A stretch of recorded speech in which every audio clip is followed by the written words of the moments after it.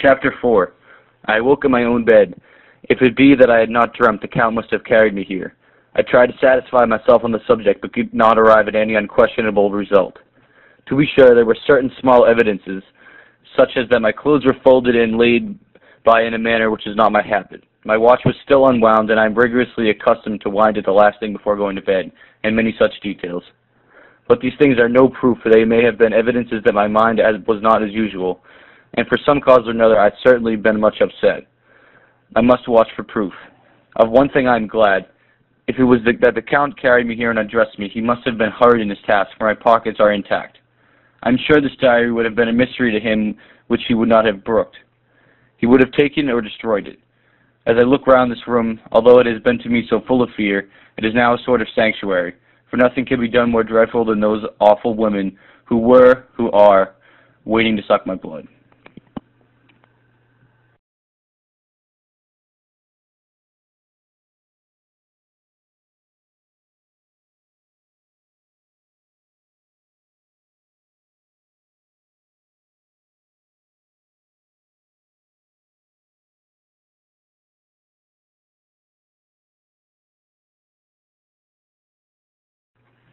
May 19th. I am surely in the toils. Last night the Count asked me in the suavest tones to write 3 letters, one saying that my work here was nearly done and that I should start for home within a few days, another that I was starting on the next morning from the time of the letter, and the third that I had left the castle and arrived at Bistra's. I would fain have rebelled, but felt that in the present state of things it would be madness to quarrel openly with the Count, whilst I am so absolutely in his power. And to refuse would be to excite his suspicion and to arouse his anger. He knows that I know too much and that I must not live, lest I be dangerous to him. My only chance is to prolong my opportunities. Something may occur which will give me a chance to escape. I saw in his eyes something of that gathering wrath which was manifest when he hurled that fair woman from him. He explained to me that the posts were few and uncertain, and that my writing would now ensure ease of mind to my friends. He assured me with so impressiveness that he would countermand the latter letters which would be held over at Bistritz until due time in case chance would admit of my prolonging my stay, that to oppose him would have been to create new suspicion. I therefore pretended to fall in with all his views, and asked him what dates I should put on the letters. He calculated a minute and then said, the first should be June 12th, the second June 19th, the third June 29th. I now know the span of my life. God help me. May 28th, there is a chance of escape, or at any rate of being able to send word home. A band of Sagani have come to the castle and are encamped in the courtyard. These are gypsies. I have notes of them in my book. They are peculiar to this part of the world, though allied to the ordinary gypsies all the world over. There are thousands of them in Hungary and Transylvania who are almost all outside law. They attach themselves as a rule to some great noble or boyar and call themselves by his name. They are fearless and without religion, save superstition, and they talk only when their own varieties of the Romani tongue.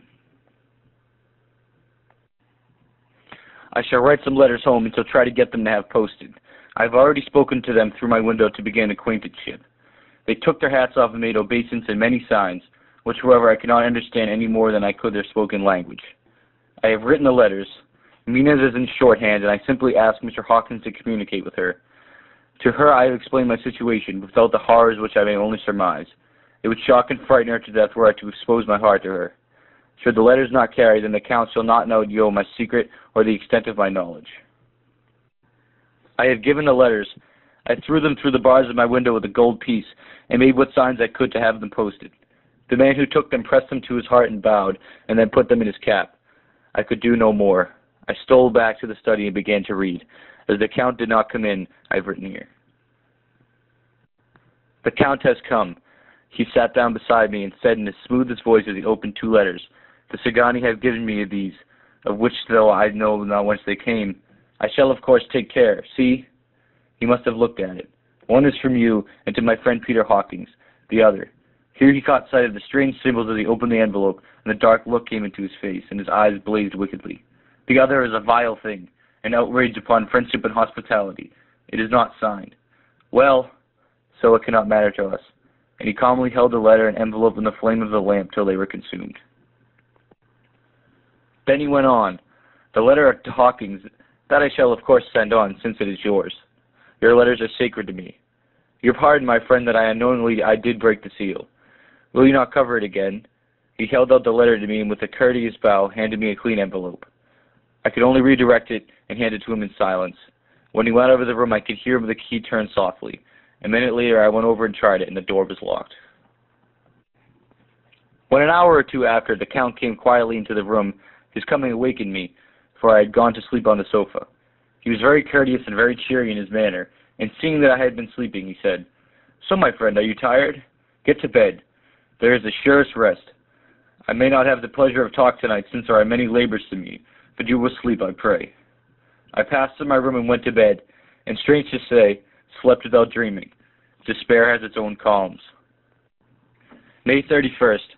This morning when I woke, I thought I would provide myself with some papers and envelopes for my bag and keep them in my pocket, so that I might write in case I should get an opportunity. But again a surprise, again a shock. Every scrap of paper was gone, and with it all my notes, my memoranda, relating to railways and travels, my letter of credit, in fact all that might be useful to me were I once outside the castle. I sat and pondered a while, and then some thought occurred to me, and I made search of my portmanteau and the wardrobe where I had placed my clothes. The suit in which I had traveled was gone, and also my overcoat and rug. I could find no trace of them anywhere. This looked like some new scheme of villainy. June 17th. This morning as I was sitting on the edge of my bed, cudgelling my brains, I heard without a cracking of whips and pounding and scraping of horses' feet up in the rocky path beyond the courtyard. With joy I hurried to the window and saw drive into the yard 2 great litter wagons, each drawn by 8 sturdy horses, and at the head of each pair a Slovak, with his wide hat, great nail-studded belt, dirty sheepskin, and high boots. They had also their long staves in hand. I ran to the door, intending to descend and try to join them through the main hall, as I thought that I might be open for them. Again a shock. My door was fastened on the outside. Then I ran to the window and cried to them. They looked up at me stupidly and pointed, but just then the headman of the Sagani came out, and seeing them pointing to my window, said something which they laughed.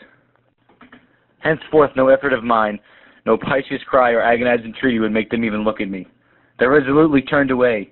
The leader wagons contained great square boxes with handles of thick rope. These are evidently empty by the ease which the Slovaks handle them, and the resonances which they roughly moved.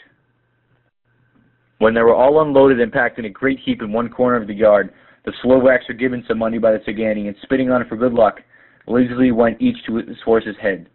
Shortly afterwards I heard the crackling of their whips die away in the distance. June 24th. Last night the Count left me early and locked himself in his own room. As soon as I dared, I ran up the winding stair and looked out of the window, which opened south. I thought I would watch for the Count, for there is something going on. The Sagani are quartered somewhere in the castle and are doing work of some kind. I know it, for now and then I hear a far-away muffled sound of a mattock and spade, and whatever it is, it must be the end of some ruthless villainy. I had been at the window somewhat less than half an hour when I saw something coming out of the Count's window. I drew back and watched carefully and saw the whole man emerge.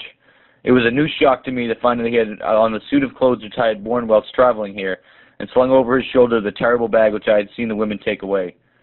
There could be no doubt as to his quest, and to my garb too.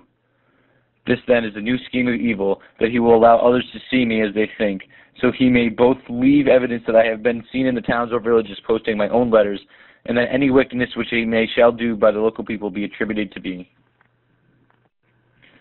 It makes me rage to think that this can go on, and whilst I am shut up here, a veritable prisoner, but without that protection of the law which is even a criminal's right and consolation. I thought I would watch for the Count's return, and for a long time sat doggedly at the window. Then I began to notice that there were some quaint little specks floating in the rays of the moonlight. They were like the tiniest grains of dust, and they whirled round and gathered in clusters in a nebulous sort of way. I watched them with a sense of soothing, and a sort of calm stole over me. I leaned back in the embrasure in a more comfortable position, so that I could enjoy more fully the aerial gamboling. Something made me start up, a low, piteous howling of dogs somewhere far below in the valley, which was hidden from my sight. Louder it seemed to ring in my ears, and the floating motes of dust to take new shapes to the sound as they danced in the moonlight. I felt myself struggling to awake to some call of my instincts. Nay, my very soul was struggling, and my half-remembered sensibilities were striving to answer the call. I was becoming hypnotized. Quicker and quicker danced the dust. The moonbeams seemed to quiver as they went by me into the mass of gloom beyond. More and more they gathered till they seemed to take dim phantom shapes. And then I started, broad awake and in full possession of my senses, and ran screaming from the place. The phantom shapes which were becoming gradually materialized from the moonbeams were those 3 ghostly women to whom I was doomed.